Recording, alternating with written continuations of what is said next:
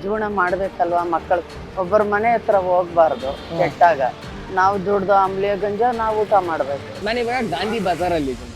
ಇಲ್ಲಿ ಮಿಠಾಯಿಗರಿ ಎದುರುಗಡೆನೆ ಪೂಜೆ ಸಾಮಾನು ಮತ್ತೆ ಎಲೆಗಳನ್ನ 70 ವರ್ಷದ ಒಬ್ರು ಮಹಿಳೆ ಮಾಡ್ತಾ ಇದ್ದಾರೆ. ಎಲ್ಲಿಂದ ತರ್ತೀರಿ ಎಲೆಗಳೆಲ್ಲ? ಇದೆಲ್ಲ ಇಲ್ಲೇ ತರೋ ಸಿಟಿ ಮಾರ್ಕೆಟ್ ಇಂದಾನೆ.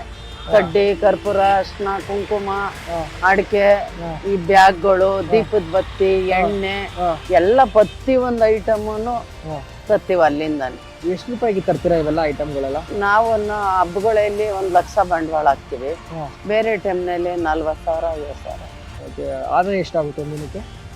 ಮಾಡ್ತೀವಿ ಸರ್ 1,800. ವಿಡಿಯೋ ನೋಡೋರ್ಗೆ ಏನೋ ಕಿವಿ ಮಾತು ಹೇಳ್ತೀರಾ ಅಂತ?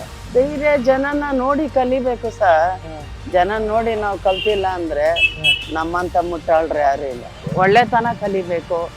ನಾವು ದುಡ್ದು ನಾವು ತಿನ್ಬೇಕು, ಇನ್ನೊಬ್ಬರನ್ನ ಕೈ ಚಾಚಬಾರ್ದು.